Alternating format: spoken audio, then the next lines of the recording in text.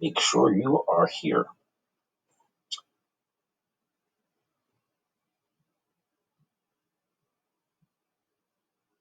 Is everybody good? Ready?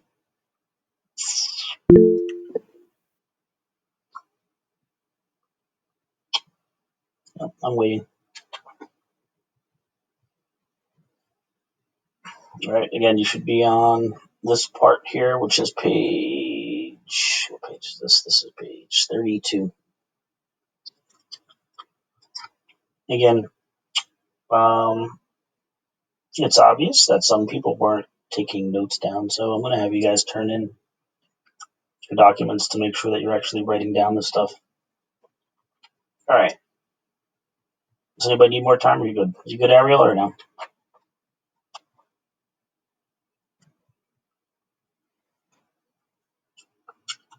All right. Soto, you ready? Estebes, how about you? You good? Frank? Okay. All right, I'm going to start. So remember, the end of chapter 6, you had Woodrow tell Gypsy that he had a secret about his mother and that she was going to tell him today. So that's where we're at right now. So he told her to sneak out of her house and that they would meet up. So this is where it begins.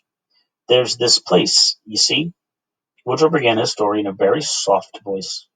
Up there in Crooked Ridge, right behind our house, or shack, as you called it. I hung my head in shame. Why is she hanging her head here? This is actually something about yesterday. Why is Gypsy putting her head down?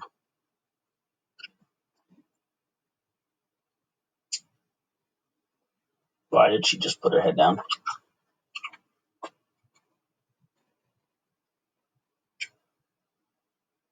Jeremy, what do you think? Why did she put her head down there? It has nothing to do with her hair. Yeah, she's ashamed. What is she ashamed of? What did she do? You remember, Jeremy, or no? Yeah, so I'll just tell you guys the answer. Just make sure you guys remember it. So yesterday, she called his house a shack. And that's kind of like an embarrassing to say. So she put her head down because she's embarrassed for saying that. So she is embarrassed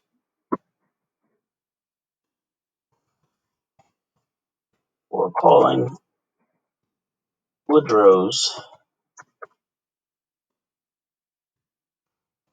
house a shack. What chapter is it? Chapter 7. Okay. Make sure you're here, guys.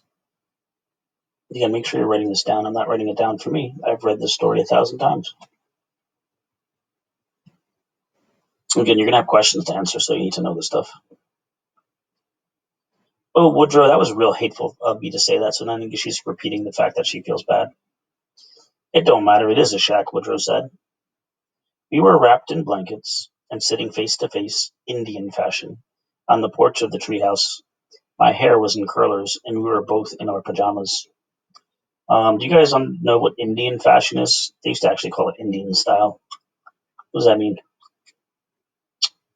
Who knows what that means? If I tell you to sit Indian style, what does that mean?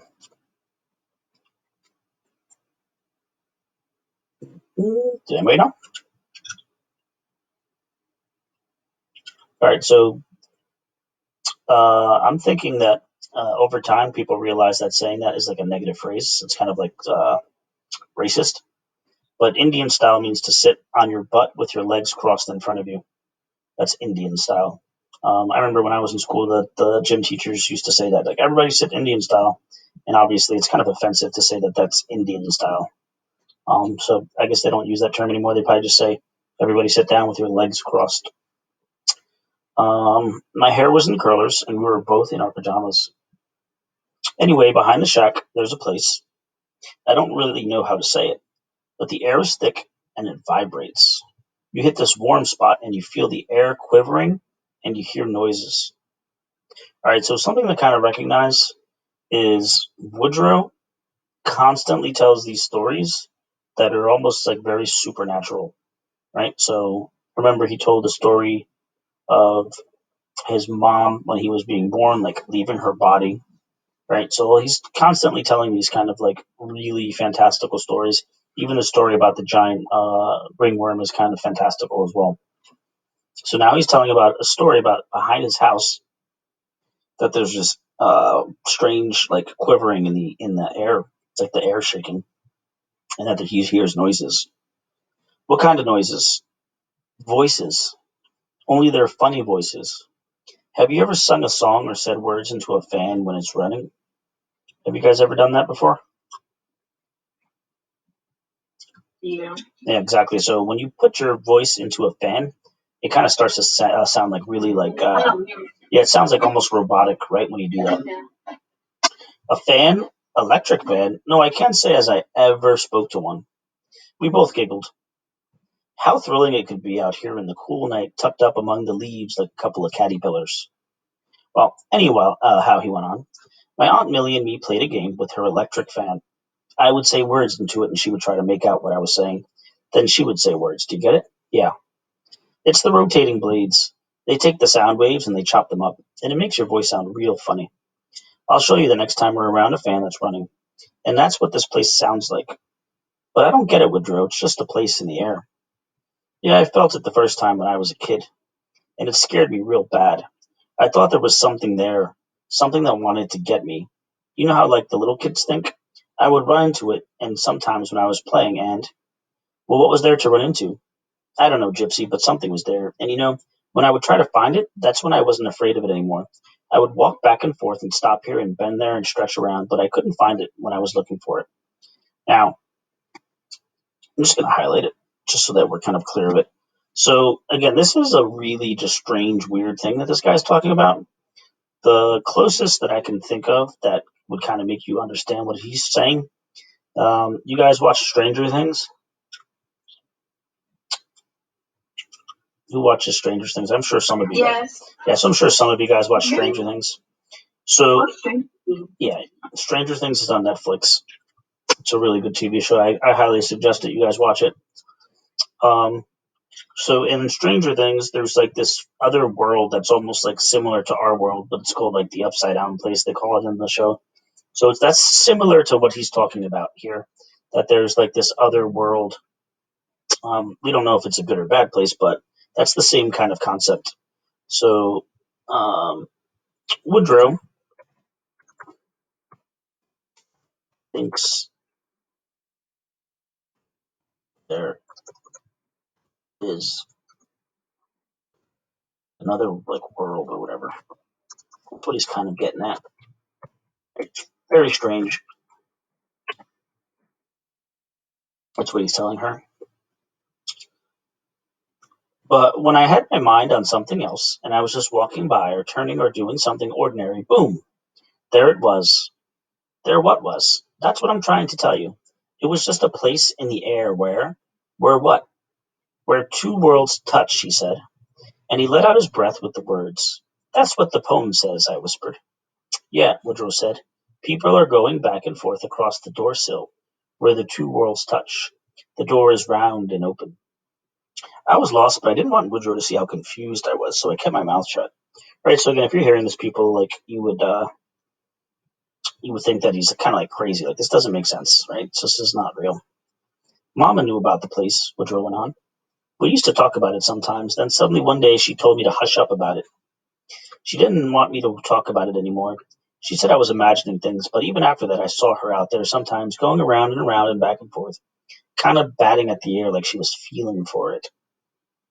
We were quiet for a long time, and the suspicion started worming its way in my head that Woodrow was pulling my leg. So here, pulling my leg is an expression that means lying. So right here, Gypsy thinks that Woodrow is lying, which makes sense, right? You probably think it's somebody selling you a story. It doesn't seem like it's real. For the last few days before she disappeared, whenever Daddy wasn't around, she practically lived near that spot. Did Uncle Everett know about this place? I asked. I doubt it. I tried to tell him about it after Mama left, and he told me to hold my tongue. He said if folks heard me carrying on about a place in the air, they think I was addled in the head. So if he ever felt anything out there or heard them voices, he kept it to his own self. What did the voices say, Woodrow? The sound vibrated so you couldn't understand the words. Could you see anything there? Sometimes I thought I did. It was like a shadow, then a flicker real quick. I don't know. It's real hard to explain. Woodrow, are you teasing me? No, he insisted as he shook his head from side to side. Now, I may tease a Sunday school class, Gypsy, which I did, but I'd never tease you. It's true. Suddenly, from the street, a mellow voice could be heard singing as it cut through the sounds of spring. He was some mother's darling, some mother's son. Once he was fair and once he was young. What is that? Woodrow said as he scooted closer to me. What? Oh, the singing? That's just old Blind Benny. Who's Blind Benny? He said. He's a man who hangs out at night. He walks the streets and sings and goes through folks' trash and talks to the dogs. They love him and they follow him around. He can sing good, Woodrow said. Is he really blind? Yeah. Doc told me he practically has no eyes at all. And that makes him look like something from a horror comic, you know? Folks used to be scared of him, but he wouldn't hurt nobody as far as I know. Some folks poked fun of him and said nasty things. Then he quit coming out in the daylight. He sleeps in the day, comes out at night, when there's nobody to look at him. Where does he live? I don't know. When it's daylight, he vanishes, and you don't see him again till dark. Just like a bat, Woodrow said. But why does Woodrow compare Blind Benny to a bat? Because bats are blind and you only see them in the nighttime. Because he disappears? Yeah, he's saying it because he disappears. But it is true that they have that in common, but he says it because he disappears during the day.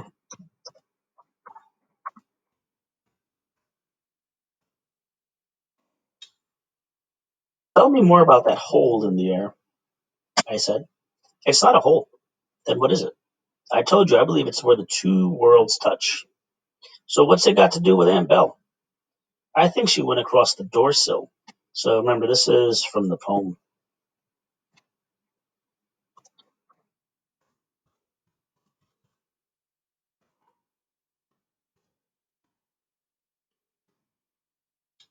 I was getting cranky. What does that tell you about her? If she's getting cranky, what is Gypsy thinking?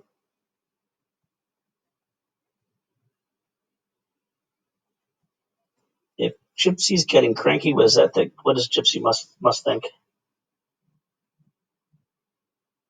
Yeah, she's mad, right? So she is mad because she thinks he's obviously lying.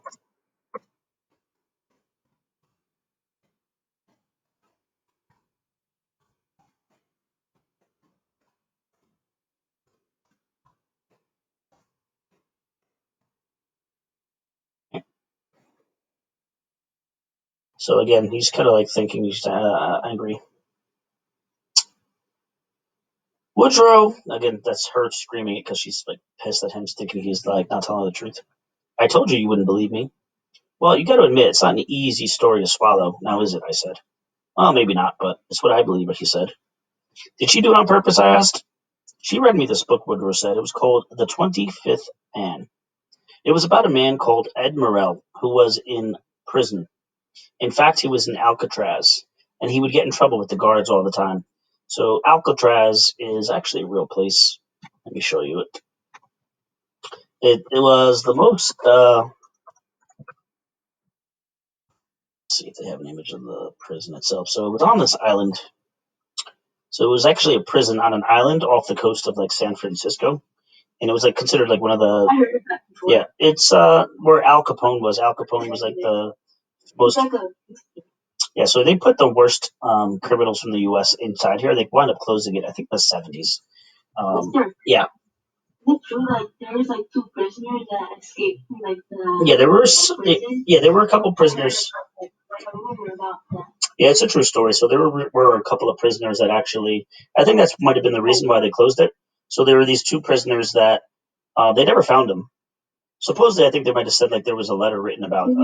Is that like they're like they sunk on the water or something? Yeah, I think there might have been. I don't know if I remember right that one of them wrote a letter saying that he actually escaped, but I don't know if that was true or if that was like fake. But they were geniuses. They They created like dummy bodies, and they made it look like that they were in bed. So like they had like this crazy elaborate plan. I read a book about this. Yeah, there's actually a movie about their escape. It was made in like the 1980s. Actually, a pretty good movie. So again, this is Alcatraz. It was obviously super hard to get out of here because it's literally on an island. And these waters were actually shark infested too, which makes it even more dangerous. So this is a story about this guy who's at this prison, right? His name's Ed Morel, and he would get in trouble with the guards. I'm not sure if this Ed Morel's real. I think he might be actually. I'll have to research it if he is a real person. They didn't like him a bit because he was smart. But anyhow, whenever he got in trouble, they put him in a straitjacket. Okay, this is a straitjacket, just so you know. So it's a device that basically makes it so that you cannot move, right? It just like it's tied behind your back. You can see here, so that it's impossible to move your arms. And it's made so that you don't hurt yourself and you don't hurt other people. But anyhow, when he got in trouble, they put him in a straitjacket, and it would be so tight he couldn't even move a muscle. It was the most awfulest thing that you could do to a man. And some men died in that straitjacket because it squeezed the life right out of their body. So one day, Mama was reading out loud to me about the straitjacket, and suddenly she stopped reading and she said, I know how he feels. I'm in a straitjacket too. That's how I feel. Squeezed to death. I can't move. I can't breathe. I've got to get out of here. Right. So again, she's using the straitjacket as a metaphor, right? So she's obviously not happy, right? The mom. Woodrow was quiet for a minute. We could hear a night owl. I wonder what time it was getting to be. Do you know what Ed Morel did, Jepsy? He said. Softly, no. What? I said. He would leave his body. It was the only way he could survive. He would leave his body and go traveling. He said it was the most wonderful feeling. He would just soar away over the water and the land. He'd go see people outside the prison. Then when the guards came to take him out of his straitjacket, he would have to go back into his body, and he didn't want to. That's a good story, Woodrow. It's a true story. He finally got out of jail and he wrote the book and he went around telling people that he had visited them when he was in a straitjacket. And he'd tell them what they were doing. Folks were amazed, but they had to believe him. But Woodrow, if your mama was doing that, her body would still be somewhere, wouldn't it? I mean, that man's body was still in jail, wasn't it? Yeah, Gypsy. I was just telling you Mama said she knew how he felt, how he had to get out of that straitjacket or die. That's how Mama felt about her life. I think she kind of willed herself to leave it. What about you, Woodrow? Didn't she think about you? Woodrow didn't say anything. She was your mama, I said. I know you miss her. Yeah. Again, here, this is Blind Benny still singing. Mary, she rocked him, her baby to sleep. Then they left him to die like a tramp on the street. It was in the end of Benny's song. We looked out towards the road, but we couldn't see anything except the moon shining on the apple blossoms. We could hear Blind Benny muttering cheerfully to the dogs. Dog, freshly vacuumed, was probably among them. We eased down the ladder and headed home. One last thing, Woodrow whispered before we went into the opposite direction. What's that? I said. I got a feeling sometimes, he said, that Mama's trying to contact me. What makes you think that? It's just a feeling. I wake up some nights and I remember her voice from a dream. She's saying my name over and over, and she's crying. She's afraid. I didn't know what to say. And her voice, he went on? Her voice quivers like the voices in that place. She's in that place. I know she is. We said goodnight, and I hurried across the yard and around the back of my house, shivering. I had almost reached my window when I heard a sound in the shadows. You got a light? Someone said. I like to jump out of my skin, so obviously she's frightened.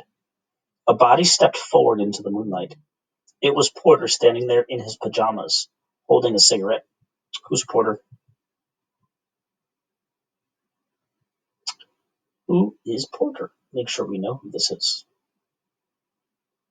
Who is Porter?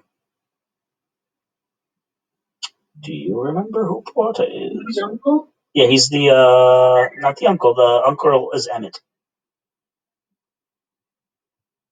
Not the uncle. Uncle's Emmett. Who is he? Stepdad? Yes, the stepfather. Okay. So the stepfather's outside with a cigarette. She won't let me smoke, he said. So I have to sneak out here after she goes to sleep just like you. But I forgot my lighter. We stood there looking at each other in the moonlight. I guess he was waiting for me to explain the situation, but it seemed like I plumb forgot how to talk. So obviously she's scared because she's not supposed to be out at night, and he just caught her doing that. Just a little background information, too, so you get a little bit of perspective. Again, in the 1950s, I'd probably say, if I was to guess, I would probably think like half of everybody smoked cigarettes. Right? People didn't recognize how actually like bad they are for you. So this wouldn't have been like an odd thing to do to see somebody outside smoking a cigarette. Nowadays, it's obviously a lot less people who are doing it because they understand how bad it is for you. But um, this would have been common back then. I don't suppose you want to tell me where you've been, he said. At last I was trying to think, but absolutely nothing came to mind. No, I reckon not, he said when I didn't answer. But I'll tell you what. You sneak in, toss me a match out the window, and I'll forget I ever saw you, okay? I nodded. I went to my window, climbed in, pulled a blanket after me. Then I tiptoed to the dark living room, took a match from the woodbox by the hearth, and I hurried back to my window, where he was waiting. I handed the match to him. Thanks, he mumbled, and I disappeared into the orchard. And he disappeared into the orchard. I replaced the screen in my window and slipped between my sheets. Well, I was thinking quite an ending to quite a day. Blind Benny was coming back down the street singing, "On the wings of a snow-white dove, he sends his pure, sweet love." Though I'd heard him sing 1,000 times or more, that night I really listened to him. Yeah, it was good, strong, clear voice. It had put me to sleep many nights, and I had never paid attention. It had become as much a part of the mild nights as the frogs down in Slag Creek. I snuggled into my feather bed, feeling warm and secure, and thinking Woodrow was making me see things in a new light. A sign from above on the wings of a dove. The ugly thing did not visit me that night. And again, when she's talking about that ugly thing, she's talking about the nightmares that keep coming back to her every day. All right, so you're going to go on to Sakurativ. Actually, let me stop this first. Where is it? If you need to watch